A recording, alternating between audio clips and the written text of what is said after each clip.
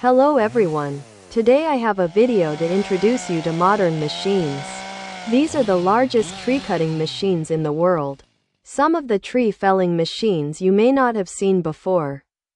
These are currently experimental machines with future models being developed.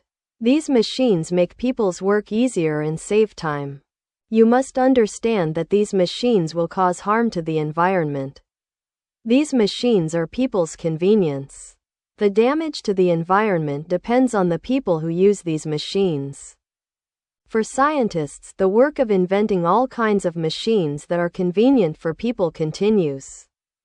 These machines do not pose a threat to forests and plants if everyone still loves the natural forest.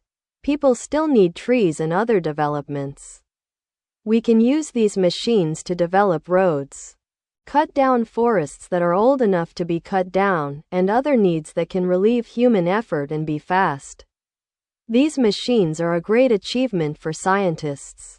These machines are powerful compared to the labor of hundreds or thousands of people. They can be used in large-scale agriculture.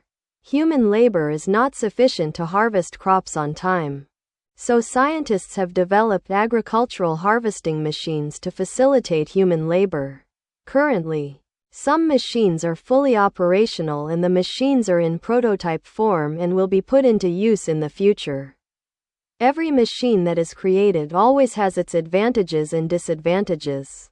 But we as users should understand about those machines and use them properly.